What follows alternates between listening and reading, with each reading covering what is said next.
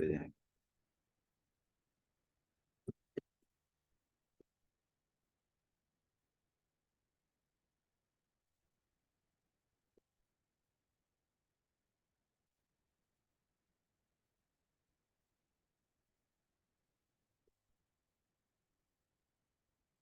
ये जो formula tab है ना, इसके ऊपर एक ऑप्शन है कैलकुलेशन ऑप्शंस का। अगर आप इस पर क्लिक करेंगे तो आपके पास तीन ऑप्शन आते हैं। ऑटोमेटिक है, ऑटोमेटिक एक्सेप्ट डेटा टेबल्स, और मैनुअल।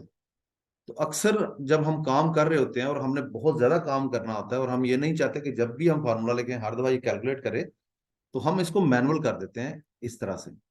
अब जब मैनुअल करते हैं और उसके बाद कोई फार्मूला इसके ऊपर अप्लाई करने की कोशिश करते हैं, ये काम नहीं करता। उसकी मैं आपको एक एग्जांपल दिखाता हूँ यहाँ पे नई शीट में। यूनिक को ही ले लेते हैं, यूनिक, और सुपर स्टोर में जाके सेगमेंट्स हम सिलेक्ट कर लेते हैं।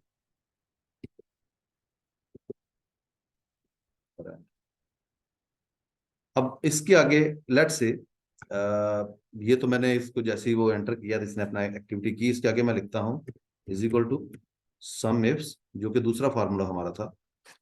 सेल्स का नंबर हमने सम किया था, जो कि आई थिंक सो कोई यस आर कॉलम में है, कॉमा द सेगमेंट्स, और कॉमा ये। अब इसको मैं जैसे जैसे आगे पेस्ट करता जा रहा हूं तो वो सेम नंबर दे रहा है, वो कैलकुलेट नहीं कर रहा। ये प्रॉब्लम आती है अगर आपने कैलकुलेशन मैनुअल की हो। लेकिन जैसे ही मैं इसको यहाँ से ऑटोमेटिक करूंगा तो ये फिर नंबर कैलकुलेट हो जाएंगे, इस तरह से आ जाएंगे। यूनिक का फंक्शन काम नहीं कर रहा, तो सिंटैक्स देखें कहाँ पर इशू है। सिंटैक्स ठीक होगा तो ये डेफिनेटली काम करेगा। अगर इज इक्वल टू साइन नहीं दिया या कोई और इस ऐसी चीज आप मिस कर गए हैं, तो फिर डेफिनेटली वो वहां पे आपको इशू करेगा। ठीक हो गया सर, बिल्कुल ठीक हो गया, शुक्रिया। हाँ जी, और सवाल, जब आप सवाल करते हैं ना उसके अंदर, ग्रुप के अंदर, बात बात मुझे नहीं समझ आती आप कहाँ पे स्टक हो गए हैं, तो एक छोटी सी वीडियो बना लिया करें, मोबाइल से बना लें या जैसे भी आप बना सकते हैं, वो शेयर किया करें, फौरी तौर पे समझ आ जाएगी कि आप कहना क्या चाह रहे हैं।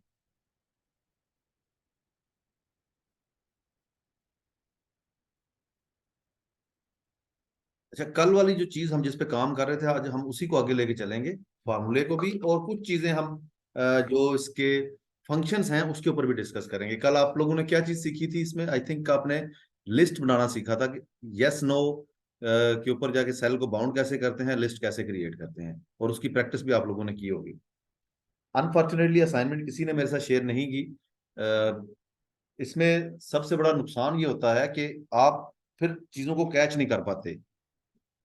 अगर आप असाइनमेंट साथ कर रहे होंगे, फायदा ही होगा कि हम सब एक ही पेज पे होंगे, कोई बंदा पीछे नहीं रह जाएगा। असाइनमेंट नहीं करेंगे तो फिर ये ऐसे ही होगा जैसे हम एक प्रोफेशनल किसी कंपनी के अंदर बैठे हुए हैं और वहां से हम कोई ट्रेनिंग लेते हैं जो कि कंपनी ने स्पॉन्सर की हुई थी, और हमारी ड्यूटी थी कि हमने वहां पे जाना है और जाके उस क्लास को अटेंड करना है, और वो हमारी ट्रेनिंग कंप्लीट होगी।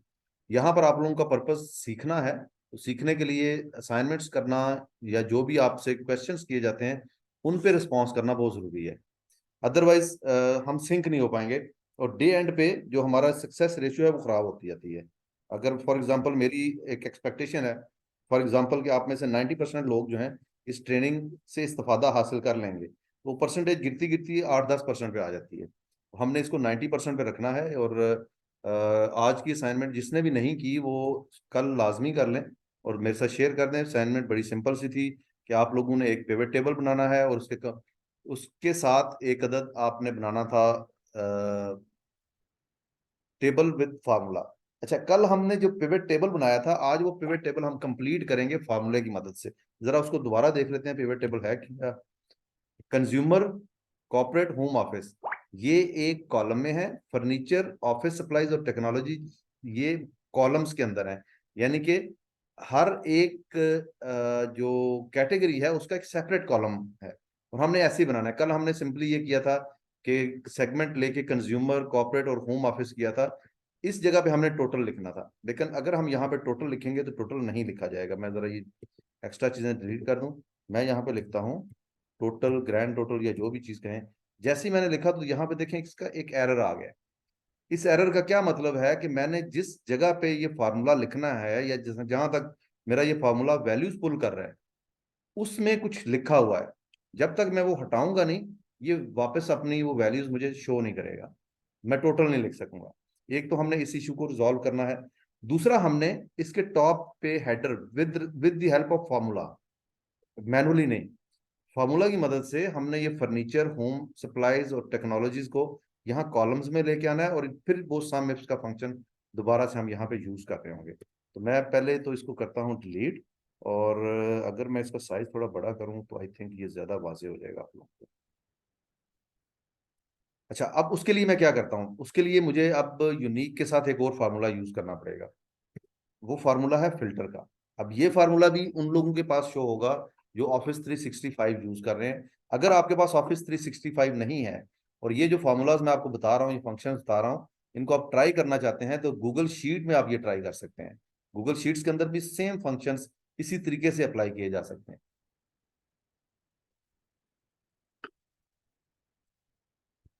अच्छा, फिल्टर में क्या होता है, सबसे पहले आ रहा है एरे। एरे का मतलब ये है कि वो कौन सा कॉलम है या कौन से कॉलम है, एक या एक से ज्यादा, जिनके ऊपर आप फिल्टर अप्लाई करना चाहते हैं। अब मैंने इसको कर दिया सुपर स्टोर, और सुपर स्टोर के अंदर मैंने कॉलम ले लिया एच। अब मैं ये चाहता हूं कि एच कॉलम के अंदर जो भी ब्लैंक्स हैं, कल मैंने आपको लेस देन ग्रेटर देन बताया था कि इसका मतलब होता है नॉट इक्वल टू, तो जो भी ब्लैंक्स हैं उसको स्किप कर दो। अब ये क्या करेगा कि एच कॉलम में जो भी ब्लैंक्स हैं, ये जो सेकंड आर्गुमेंट है ना इसका, ये वाला, ये एक्सक्लूड कर देगा, बाकी सारे के सारे यहाँ पे शो करा देगा। अब ये देखें, अगर मैं इस फॉर्मूला की एंड पे जाऊं तो यहाँ पे नीचे जीरो नहीं आएगा, लास्ट पे जीरो नहीं है। इसका मतलब ये है कि अब हमने जो इस ये फार्मूला लिखा है ये बिल्कुल ठीक है, लेकिन अब कंज्यूमर भी रिपीट हो रहा है, होम ऑफिस भी रिपीट हो रहा है, और टेक्नोलॉजी या कहीं पे कॉर्पोरेट है तो वो भी रिपीट हो रहा है। उसको कैसे खत्म करना है, आप इस फिल्टर के बाहर यूनिक लिखना है, यानी कि यूनिक में इसको इनकैप्सुलेट कर लें। अब उसके लिए जी मुझे, अब अगर मैं इससे नेक्स्ट कॉलम के अंदर टोटल लिखूंगा तो कोई मसला नहीं होगा, क्योंकि मेरा फार्मूला अब सिर्फ तीन चीजें रिटर्न कर रहा है। एक तो उसका हेडर है, उसके बाद कंज्यूमर, कॉर्पोरेट और होम ऑफिस, ये तीन चीजें मुझे रिटर्न कर रहा है। समझ आ गई है फिल्टर फार्मूला की, फिल्टर क्या करता है।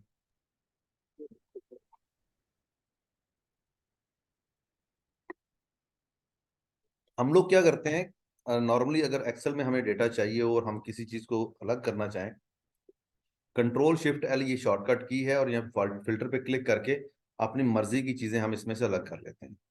यही काम अगर फॉर्मूला की मदद से करना हो तो फिर वो फिल्टर फंक्शन से होता है। फिल्टर फंक्शन से हमने सिंपली इसमें से ब्लैंक्स को अलग किया है। अच्छा, अब अगर मैं ये चाहूं कि यहाँ पे कर लेते हैं कि मुझे कैटेगरी भी चाहिए और सब कैटेगरी भी चाहिए, कैटेगरी और सब कैटेगरी, और इसके साथ प्रोडक्ट नेम, ये तीन कॉलम मुझे लेके आने हैं। लेकिन मुझे कैटेगरी, सब कैटेगरी और प्रोडक्ट नेम सिर्फ और सिर्फ चाहिए फर्नीचर का, बाकी नहीं चाहिए। तो उसके लिए अगेन मैं फिल्टर यूज करूंगा, और वो फिल्टर कुछ इस तरह से होगा, फिल्टर फंक्शन। अब एरे में मैं यूज कर रहा हूं कैटेगरी से लेके क्यू तक सारा, कॉमा। अब चूंकि मैंने जो फिल्टर आउट करनी है चीजें या फिल्टर इन करनी है वो ओ कॉलम के अंदर है, तो मैं ओ को ऐड करूंगा, डबल कोटेशन मार्क में फर्नीचर लिख लूंगा। अब फर्नीचर के स्पेलिंग ठीक होना जरूरी है, अदरवाइज ये आपको रिटर्न नहीं करवाएगा कुछ। अब ये देखें, ये सारे का सारा फर्नीचर का डेटा है, और हर फर्नीचर के अगेंस्ट उसका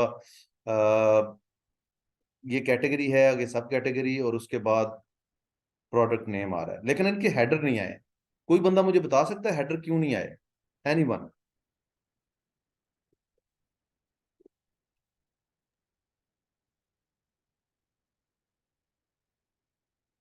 अजमल साहब, आप बता दें।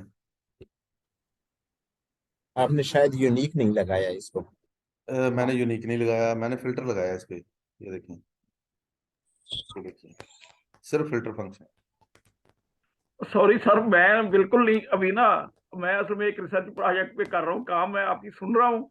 ये मैंने किए, मैं यूज करता हूँ पिवट टेबल। मैं इंशाल्लाह आपको कल तक ना सारी दोनों की करवा दूंगा। सॉरी, मैं बिल्कुल नहीं जो है ना, खुरम, मैं आप या मिस आयशा, आप बता सर आई सकते थिंक हैं? आपने क्योंकि जो है टॉप रो पे फिल्टर लगाया हुआ था, जब हम फिल्टर लगा लेते तो वो बाय डिफॉल्ट उसको जो है वो सेपरेट कंसीडर कर रहा होता, वो उसको पार्ट कंसीडर नहीं कर रहा होता डेटा का, मेन डेटा का।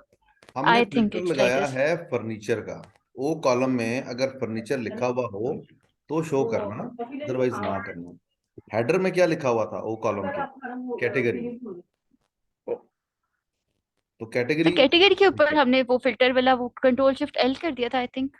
हाँ जी, यहाँ पे जब हमने फार्मूला लिखा तो फार्मूले में हमने लिखा where O column is equal to furniture. इस कॉलम के अंदर जहां और पे फर्नीचर लिखा हुआ है, अब उसने ओ वन से पढ़ना शुरू किया। ओ वन में फर्नीचर नहीं था, उसने इसको स्किप कर दिया। हम्म ओ टू के अंदर फर्नीचर था, उसने ऐड कर दिया। ओ थ्री में फर्नीचर था, उसने ऐड कर दिया। ओ फोर के अंदर ऑफिस सप्लाईज था, उसने इसको स्किप कर दिया, एंड सो ऑन। जहां पर उसको फर्नीचर मिला, उसने उसका डेटा फिल्टर करके हमें दे दिया। अच्छा, अब इसी जो यूनिक फंक्शन है, इसको जरा एक स्टेप और आगे लेके चलते हैं। अब नेक्स्ट मेरा सवाल ये है आप लोगों से, कि नेक्स्ट है जी हमारे पास कैटेगरी जो कि कॉलम ओ के अंदर है, वो लेके आनी है हमने। कौन मुझे लिखवाएगा फार्मूला यहाँ पर? फिल्टर का फंक्शन लिखवाओ कि इसमें से कहाँ गया है मेरे पास, इसमें से ये जो कैटेगरी है ये ना आए, इसमें ये गायब हो जाए। बाकी सारे आए, फर्नीचर भी आए, ऑफिस सप्लाईज भी आए, और क्या चीज है, टेक्नोलॉजी भी है। तो मैं क्या लिखूंगा कि मैं सिर्फ ये तीन चीजें लूं, हेडर स्किप कर दूं? एनीवन? सर फर्नीचर के अलावा बाकी सारा नाम लिख, कैटेगरी के अलावा हम सारा नाम लिखेंगे ना, फर्नीचर, ऑफिस सप्लाई और टेक्नोलॉजी के नाम लिखेंगे। तो अगर सर मैं नहीं, आई थिंक अगर इट्स मैं नॉट सिर्फ इक्वल ये टू, कर अगर दूं, हम कैटेगरी कर दें तो हो जाएगा। अगर मैं ये कर दूं तो फिर हो जाएगा। CATEGORY,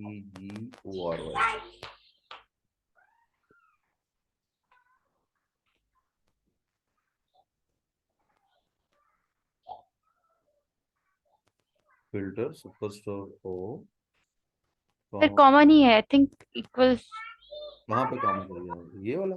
नहीं, ये तो लेस देन इक्वल टू आएगा ना। ये कैटेगरी की स्पेलिंग गलत हो सकते हैं, और कोई मसला नहीं हो सकता, कैटेगरी की स्पेलिंग गलत है।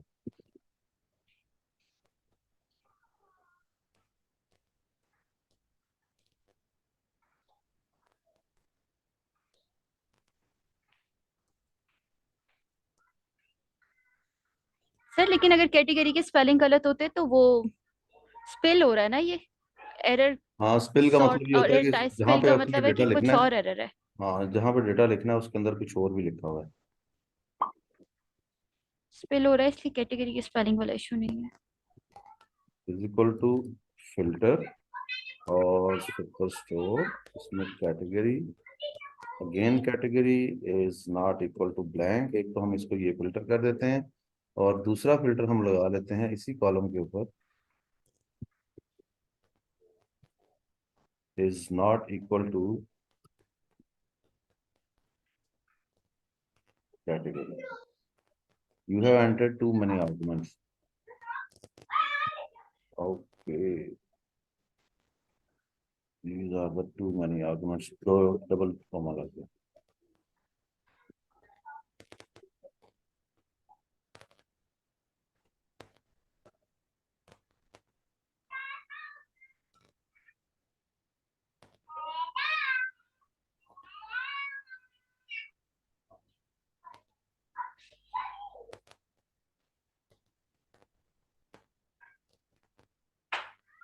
कैटेगरी को ये नहीं रीड कर रहा as a column name. Sir जो आपकी टेबल है ना, मतलब आई थिंक जब हम टेबल को उसके ऊपर फिल्टर लगा देते तो उसको एज अ टेबल ले रहा होता, तो वो उसको वैसे भी इंक्लूड तो करना नहीं, उसको चाहिए नहीं। ऐसा नहीं होता, ऐसा नहीं होता। नहीं। जब हम एक्सक्लूड कर रहे हैं एक वैल्यू को, टेक्स्ट वैल्यू को, तो उसको एक्सक्लूड नहीं कर रहा। अब जैसे अगर मैं फर्नीचर को एक्सक्लूड करूं, तो फिर लेट्स सी। अगर इसके ऊपर से ये जो मैनुअल फिल्टर लगा हुआ है तो फर्नीचर, अब ये जो चीज है ना, इसके अंदर आ रही है स्पेस। ये स्पेस की वजह से उसको इंक्लूड या एक्सक्लूड वो नहीं कर पा रहा। असल में रीजन ये है, रीजन वो नहीं है कि अब कहीं है, कहीं पे इसके स्टार्ट में स्पेस आ रही है, कहीं पे इसके एंड पे स्पेस आ रही है, तो वो चीजें इसलिए टेक्स्ट को एक्सक्लूड नहीं कर पा रहा। लेकिन अगर हम इक्वल टू कहते हैं तो फिर ये उसको इंक्लूड कर लेता है। जैसे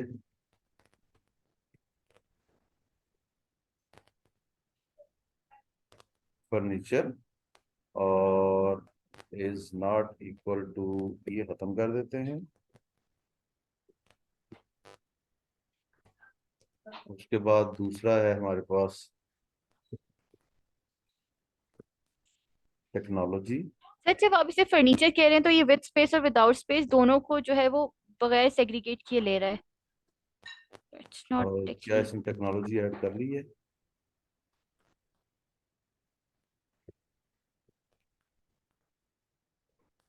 टेक्नोलॉजी की स्पेलिंग क्या है?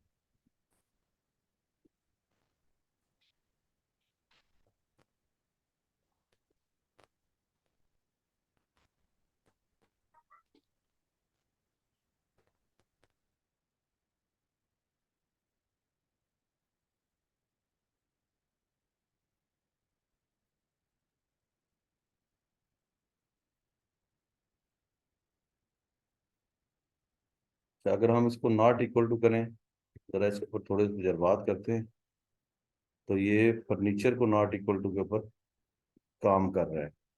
इसका मतलब ये है कि कैटेगरी में भी ये काम कर सकता है। CATEGORY। अगर इसमें स्पेस का प्रॉब्लम हो या स्टार्ट में स्पेस का प्रॉब्लम हो,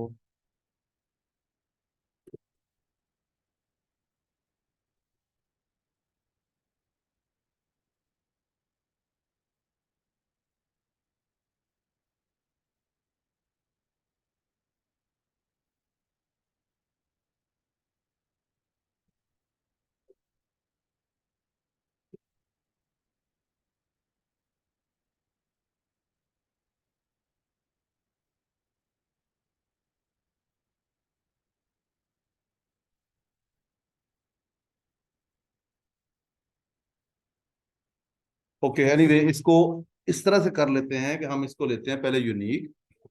हमने करना है इसको बेसिकली ट्रांसपोज करना है इन वैल्यूज को यूनिक, और सुपर स्टोर में से जाके हम कैटेगरी ले लेते हैं इस तरह से। अब कैटेगरी फर्नीचर, ऑफिस सप्लाईज और टेक्नोलॉजी, और प्लस ये एक ब्लैंक वाला सिलसिला उसी तरह से हमारे पास दोबारा आ गया। तो ब्लैंक को खत्म करने के लिए बड़ा सिंपल सा मेथड है कि इसको फिल्टर में लिखें और फिल्टर में इसमें से ब्लैंक को रिमूव कर दें। जब ये लिखा जाता है उसके बाद एक और फंक्शन हम यूज करते हैं ट्रांसपोज का। ट्रांसपोज का काम क्या है कि वो आपका डेटा जो कि आपने एक कॉलम में लिखा था उसको रोज में बना देगा, या रो में लिखा था तो कॉलम्स में कन्वर्ट कर देगा। ट्रांसपोज का काम ये है, सिंपल। अब इसके ऊपर आप फंक्शन लगा सकते हैं अपना, सम इफ का या मे बी काउंट इफ का, या एवरेज इफ, जो भी आप लगाना चाहते हैं। अब इसके ऊपर आप लोगों ने सिंपल सी है कि आपने सम इफ का फंक्शन यूज करना है यहाँ पे, और उस सम इफ के जरिए आपने वैल्यूज पुल करनी है फ्रॉम सुपर स्टोर, इस डेटा में से।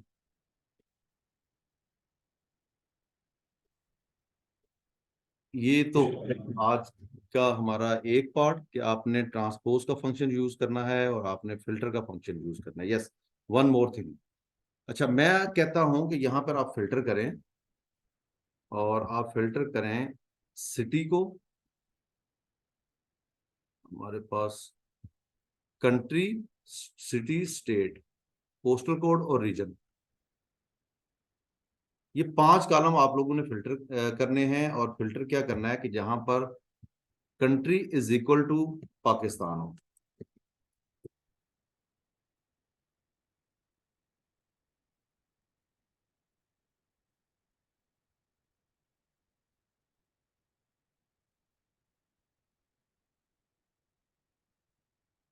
पाकिस्तान इसमें है ही नहीं। ओह सॉरी, ये यूनाइटेड स्टेट का सिर्फ डेटा है।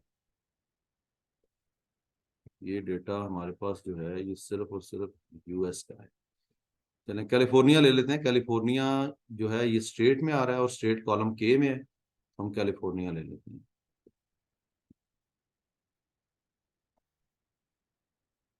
के और के में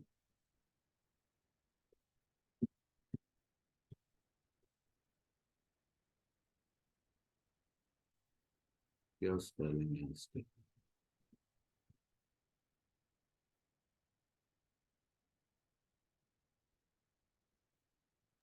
स्पेलिंग मिस्टेक थी वहां पे। अच्छा, अब ये हमने ले लिया। अब मैं ये चाहता हूं कि ये जब इसको मैं सॉर्ट करूं तो ये अल्फाबेटिकल सॉर्ट होना चाहिए with respect to the city, और सिटी है कॉलम जी के अंदर। तो उसके लिए बड़ा सिंपल सा एक फॉर्मूला है, SORT। उसके बाद आपने इसको बताना है कि किस कॉलम की बेस के ऊपर सॉर्ट करना है। अब जो पहला कॉलम है वो है यूनाइटेड स्टेट यानी कि कंट्री, दूसरा कॉलम है सिटी का जो जी कॉलम है, लेकिन ये एक्चुअली जी नहीं होगा, ये होगा 2, सेकंड कॉलम।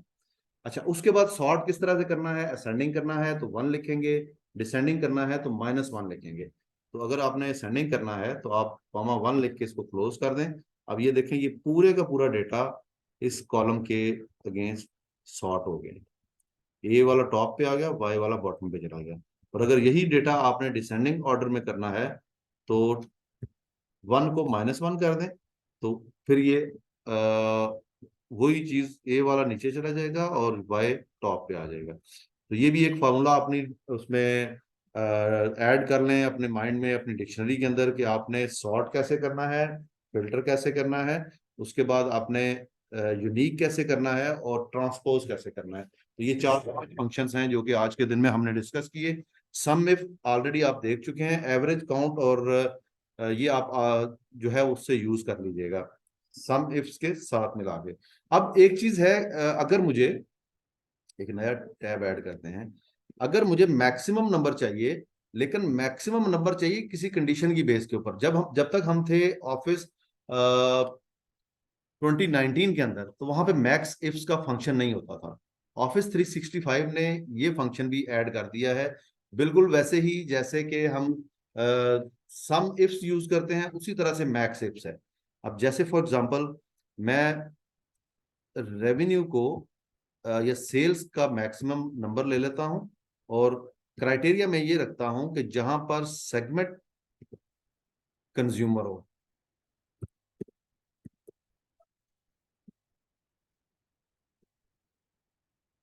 अब कंज्यूमर सेगमेंट के अंदर जो मैक्सिमम नंबर आ रहा है वो ये है, जबकि अगर मैं ओवरऑल का मैक्सिमम लूं तो वो शायद इससे डिफरेंट होगा।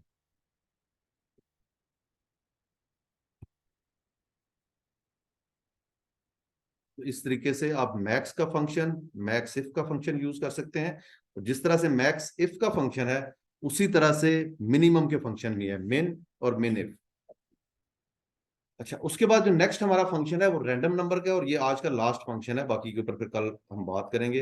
रैंडम नंबर कैसे जनरेट किया जाता है?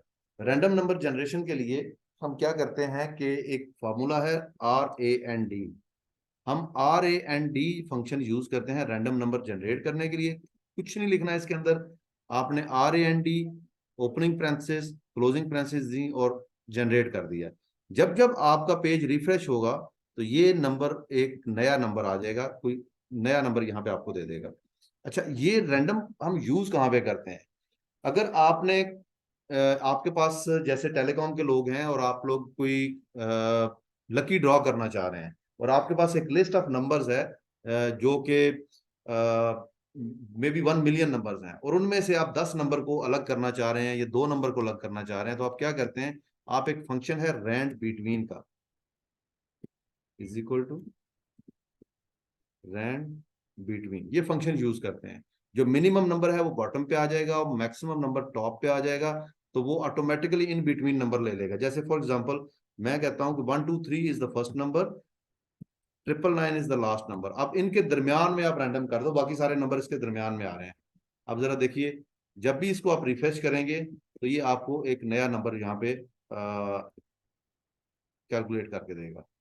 तो ये रैंडम नंबर कैसे जनरेट होता है, इसकी बैकएंड पे क्या है वो आपको नहीं पता, वो मुझे नहीं पता, वो एक प्रोग्रामर को पता है कि उसने क्या फंक्शन यूज किया है। और वो फंक्शन भी एक्चुअली प्रोग्रामिंग लैंग्वेज के अंदर जो फंक्शन यूज होता है वो RAND ही यूज होता है, जो रैंडम नंबर जनरेट करता है।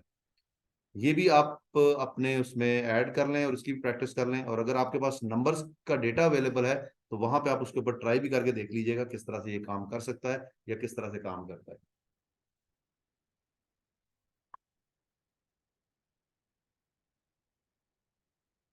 अच्छा, अब नेक्स्ट जो चीज जिसकी तरफ हम मूव करेंगे, कल हमने एक पिवट टेबल लगाया था और पिवट टेबल के ऊपर कुछ स्लाइसर एक ऐड किया था।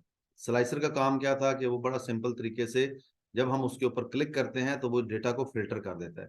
स्लाइसर का जो दूसरी चीज इसके साथ होती है वो टाइमलाइन होती है। अब टाइमलाइन जो है ये डेट कॉलम के ऊपर लगाई जाती है। अगर आपके डेटा के अंदर डेट कॉलम नहीं होगी तो टाइमलाइन ऐड नहीं हो सकेगी। लगाने का तरीका क्या है, आप इंसर्ट पे जाएंगे, टाइमलाइंस के ऊपर क्लिक करेंगे और यहाँ से आपसे वो किस कॉलम के अंदर टाइमलाइन पड़ी है वो आपसे वो पूछेगा। You can not create timeline report because you formatted date. हमारे पास कोई भी वो कह रहा है ऐसा कॉलम नहीं है जिसके अंदर डेट हो। अब हमारे पास कॉलम तो है, कॉलम है जी ये वाले, लेकिन ये डेट फॉर्मेट में नहीं है। इसको हम डेट फॉर्मेट में कर लेते हैं, जनरल से लेट से शॉर्ट डेट कर लेते हैं इसको और एक नया पिवट लगा के उसके ऊपर टाइमलाइन लगाते हैं। इसमें हम सेगमेंट को रोज में ऐड कर लेंगे और सेल्स को वैल्यूज में, और उसके बाद सेगमेंट को हम सेगमेंट यहाँ पे था, कैटेगरी को हम कॉलम्स में ऐड। अब इसके ऊपर टाइमलाइन अप्लाई करना है। इंसर्ट स्लाइसर है और इंसर्ट टाइमलाइन है, लेकिन अभी भी टाइमलाइन काम नहीं कर रहा है। फील्ड फॉर्मेटेड एज डेट, वो कह रहा है जी आपके पास कोई भी ऐसी फील्ड नहीं है जो कि डेट फील्ड हो, वेयर एज कि हमारी ये वाली फील्ड जो है ये एज अ डेट है। तो डेटा क्लीन नहीं लग रहा था वैसे, जो जी उसमें आपका रॉ प्रॉब्लम डेटा था है वो उसके क्लीन अंदर। नहीं लग रहा डेटा। कुछ डेट जो है वो डेट फॉर्मेट में है, कुछ जो है वो टेक्स्ट फॉर्मेट में है। हम्म। अब ये देखें ना, ये जो नीचे आ रही है ना सारी, ये सारी की सारी टेक्स्ट फॉर्मेट में। ये ऊपर की ईयर वाली डेट्स जो है डेट फॉर्मेट में। चलना जरा, हमने भी टाइमलाइन को करके छोड़ना है, तो ये डेटा फिर हमें चाहिए भी नहीं।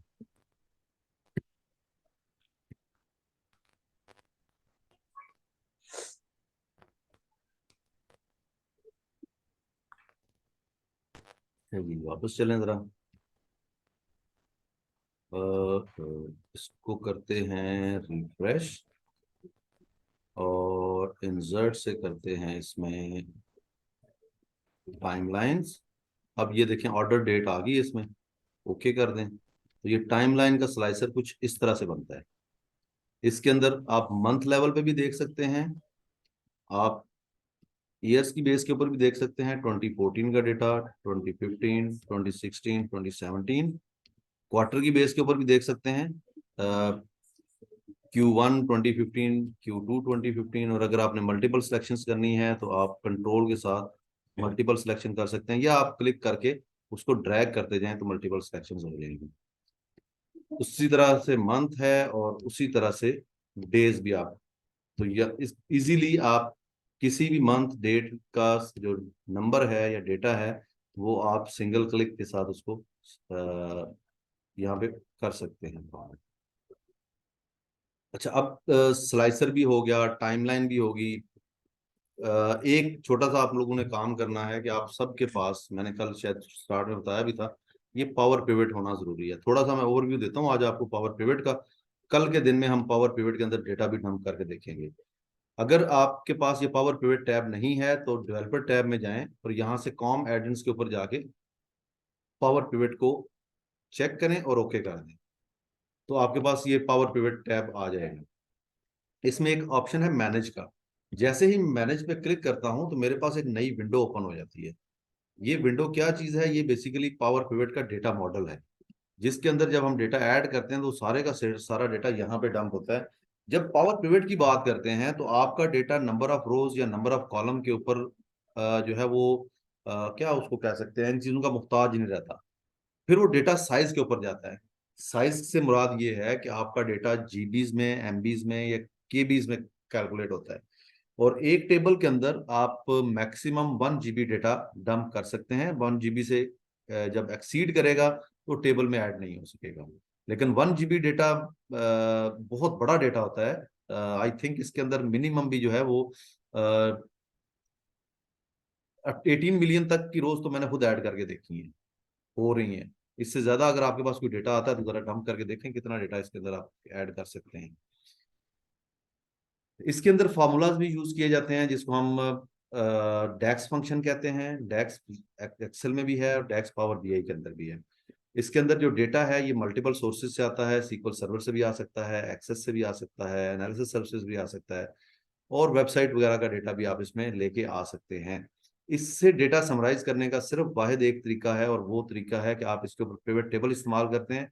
पिवट टेबल में जो डेटा लेके आते हैं वो पावर पिवट का डेटा है, और उसको आप समराइज कर सकते हैं, क्योंकि आपका एक्सेल आपको अलाउ नहीं करता या 1 मिलियन रोज से ज्यादा डेटा ऐड कर सके।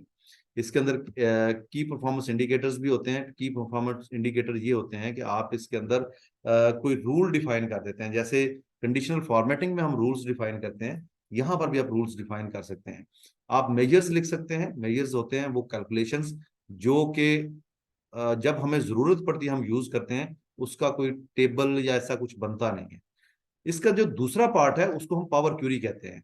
डेटा टैब के ऊपर आपके पास एक ऑप्शन आ रहा है, गेट एंड ट्रांसफॉर्म डेटा। ये बेसिकली जो पार्ट है ना सारा, ये पावर क्यूरी का है। इसमें अगर आप देखें तो यहाँ पर बहुत सारे ऑप्शंस हैं आपके पास डेटा गेट करने के, और इसमें सबसे मजेदार और सबसे बेहतरीन ऑप्शन ये है कि आप एक फोल्डर के अंदर एक टाइप की मल्टीपल फाइल्स पड़ी हुई हैं, 100 है, 500 है, 600 है, आप उनको सिंगल गो में एक टेबल में कन्वर्ट कर सकते हैं एक्सेल के अंदर। अब इसकी मिसाल ऐसे है जैसे आप लोगों के पास रिपोर्ट्स आती हैं रोजाना की बुनियाद पे डीडब्ल्यूएस से या किसी भी डेटा वेयर हाउस जो आपकी कंपनी का है उससे किसी सैंड ड्राइव पर रखी जाती है या ईमेल के थ्रू आती है, और आपको वो रिपोर्ट या वो जो फाइल है वो रोजाना अपनी फाइल का, अपने रिपोर्ट का पार्ट बनाना है या अपने डैशबोर्ड का पार्ट बनाना है। तो रिगार्डलेस कि आप जाएं उसको समराइज करें, यहाँ पे लेके आए, डेटा ऐड करें, आप सिंपली डेटा गेट करें फ्रॉम फोल्डर और नेक्स्ट डे वो फाइल उसमें पेस्ट कर दें, रिफ्रेश करें, आपका डेटा जो है वो रिपोर्ट का पार्ट बन जाएगा। लेकिन एक छोटी सी चीज का ख्याल रखिएगा, आज के दिन में आपने क्यूरी ऑप्शंस पे क्लिक करके इसकी थोड़ी सी सेटिंग्स कर लेनी है। ये सेटिंग्स बहुत जरूरी है, इसलिए जरूरी है कि अगर आप ये सेटिंग्स नहीं करेंगे तो आपका डेटा चला जाएगा एक्सेल शीट के अंदर, वो डेटा मॉडल में नहीं जाएगा। यहाँ पर देखें एक ऑप्शन आ रहा है डेटा लोड। डेटा लोड में अगर आप इसको ये सेकंड ऑप्शन पे देखें, डिफॉल्ट क्यूरी लोड सेटिंग, इसमें specific custom default load setting एक लिखा हुआ है, लोड टू वर्कशीट, इसको अनचेक कर दें, लोड टू डेटा मॉडल को चेक करके ओके कर दें। अब जब आप डेटा लेके आएंगे, कोई भी डेटा पावर क्यूरी के जरिए इन ऑप्शंस के जरिए लेके आएंगे, वो एक्सेल में शो नहीं होगा, वो डेटा मॉडल में या पावर पिवट में जाके डंप हो जाएगा। तो ये चीज आप लोग कर लीजिएगा। अच्छा, अगर मैंने इसको ओपन करना है तो बड़ा सिंपल सा तरीका है, मैं लॉन्च क्यूरी एडिटर पे क्लिक करता हूं तो मेरे पास जैसे पावर पिवट का एक नया विंडो ओपन हुआ था उसी तरह से पावर क्यूरी एडिटर भी एक नए सिरे से ओपन हो जाएगा। अभी राइट नाउ चूंकि मेरे कोई डेटा मॉडल में चीज नहीं रखी हुई या कुछ भी मैंने थ्रू पावर क्यूरी इंपोर्ट नहीं किया, तो ये ब्लैंक नजर आ रहा है। जब मैं इसमें डेटा इंक्लूड करना शुरू करूंगा तो यहाँ पर क्यूरीज में बहुत सारा डेटा या सारे टेबल्स मुझे नजर आएंगे, और उनके ऊपर बहुत सारे एक्शंस हैं डेटा क्लीनिंग के जो मैं परफॉर्म कर सकता हूँ थ्रू पावर क्यूरी एडिटर। कुछ डेटा के ऊपर हम इसकी ट्राई भी करेंगे, इसको सीखने की कोशिश भी करेंगे कि क्या क्या चीजें इसके अंदर हैं। अच्छा, यहां तक तो हो गया हमारा पावर पिवट टेबल या फॉर्मूला का लेसन। ये आप लोगों को आई होप के काफी हद तक समझ आ गया होगा। जो चीजें समझ नहीं आई उसके ऊपर आप थोड़ी सी आज मेहनत कीजिएगा, वीडियोस को देखें,